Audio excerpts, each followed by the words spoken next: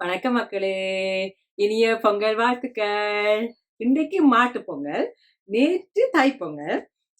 நேற்று தான் வீடியோ எடுக்கணும்னு இருந்தா களைச்சு போனேன். நான் ஆக்சுவலி என்ன பிளான் பண்ணினான் என்றால், பொங்கலை வந்து எல்லாம் வீடியோ செஞ்சு அதில் ஒரு vlog செஞ்சு உங்களுக்கு ஷேர் பண்ணுவோம்ண்டு.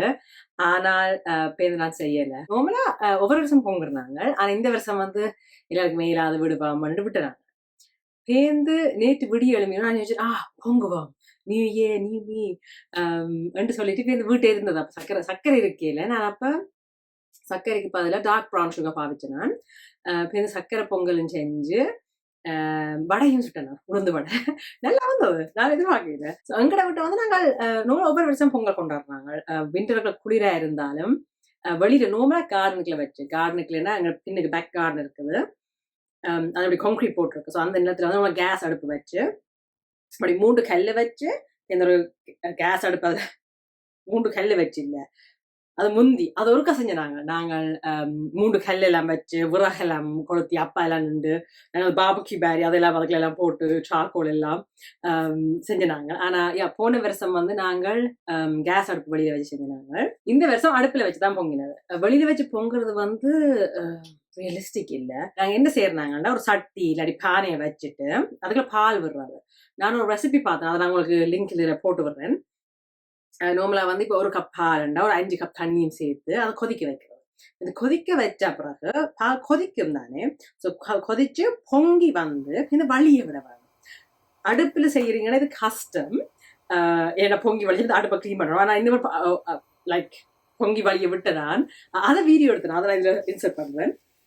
அது பொங்கி வழிஞ்ச உடனே வந்து உடனே அடுப்பை குறைச்சிட்டு ஒன்று பாட்டிட்டு சேர்ந்து அரிசி, ஸோ அரிசி வேற கடலைப்பருப்பு சண்டையும் கலந்து ஸோ அதை கழுவியெல்லாம் எடுத்து போட்டு சேர்ந்து அதை வந்து போடுறேன்னா அந்த பாலும் தண்ணியும் கலந்து அதுக்குள்ள பொங்கின அப்புறம் பாலும் தண்ணியும் அதுக்கு பிறகு அவிக்கும். நல்ல வடிவை அவிச்சிட்டு அது நல்லா அவிஞ்சு அதை குழஞ்சி வரைக்கும் அந்த அது டென்டே வேண்டாம், நல்லா ஓவர் குக் பண்ணணும். ஆல்மோஸ்ட் நல்லா குக் பண்ண பிறகுதான் சேர்ந்து காடமண்டா என்ன தமிழ்ல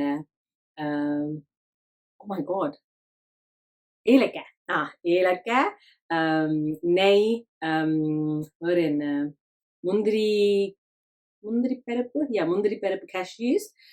ஸோ கேஷ்யூஸ் என்ன செய்யலாம், கொஞ்சம் நெய்யில வதக்கி போட்டு போடலாம்.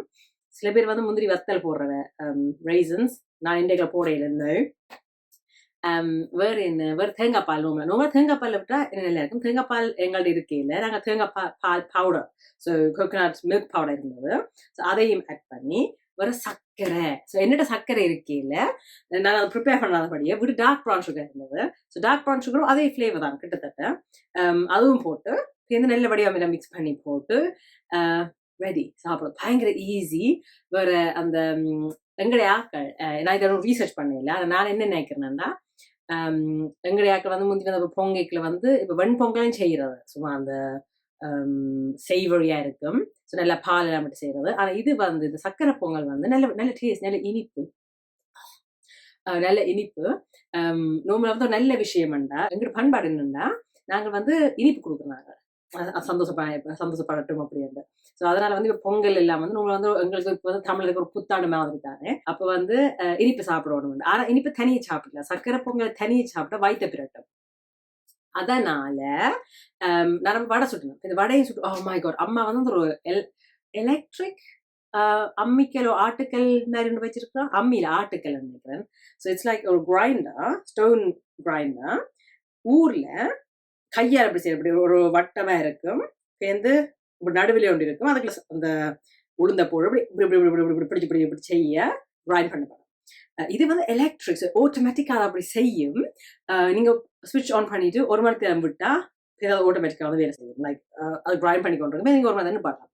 அது வந்து ஸோ ஃப்ளஃபி மியூஸ் மாதிரி அந்த உளுந்து அரைப்பட்டு. Oh my God delicious. ஆனால் அம்மாட்ட இந்த உளுந்து என்ன கோதுல உளுந்து. அப்புறம் நான் வந்து ஓகே ஊற விட்டுட்டு ஷெல்ஸ் வந்து அதை சும்மா கழுவினோட மேலே மிதக்கம் தானே ஊற்றி போட்டு எந்த அளவில் பார்க்கலாம் நினைச்சால் அது அப்படி சரி வரையில. அது கேர நேரம் ஒரு அரை மணித்தியாலும் 3/4 மணித்தியாலும் சென்றது. ஃபர்ஸ்ட் ரவுண்ட் க்ளீன் பண்ணி முடிச்சுட்டு பேர் நினைச்சு ஒரு மணித்தியாலத்துக்கிட்ட க்ளீன் பண்ணியிருக்கேன், ஜஸ்ட் க்ளீனிங். க்ரீம் கடைசி கொஞ்சம் இருந்தது எனக்கு அதை போட்டு தர அரைக்கலாம் நல்ல டேஸ்டாக இருந்தது.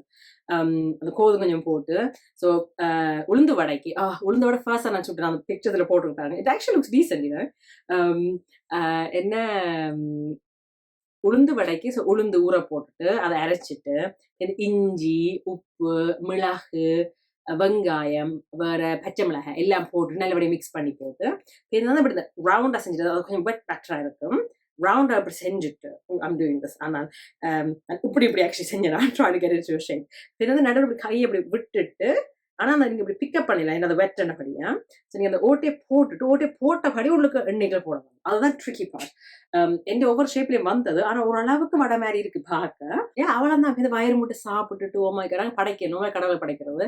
ஆனால் நீரோட படைக்கையில் நல்லபடியாக வயிறு மட்டும் சாப்பிட்டுட்டு நல்லா கோப்பியும் குடிச்சிட்டு நல்லா என்ஜாய் பண்ணலாம்.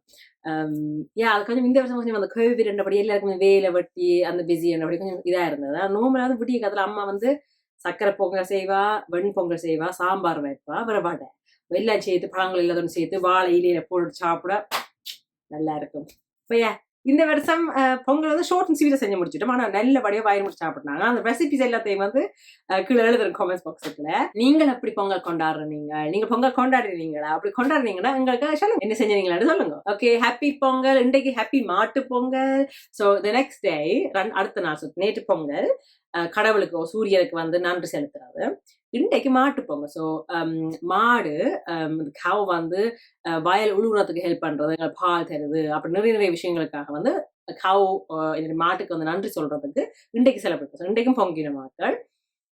நேற்று தான் லைக் மெயின் இவெண்ட்ஸ். இன்றைக்கு வந்து இன்னொரு இவெண்ட். ஆனால் முந்தி நாளைக்கு தை மாசம் முழுக்க பொங்கல் கொண்டாடுறேன்னு நினைக்கிறேன். இப்போ வந்து நான் ஷோர்ட் பண்ணி இப்போ 2 நாள் 1 நாள் 3 நாள் பொங்கல் வந்துட்டுது. ஆனால் உங்களுக்கு வந்து பொங்கல் ஏன் கொண்டாடுறது எதுக்கு கொண்டாடுறது தெரியுமா? தெரிஞ்சா சொல்லுங்க.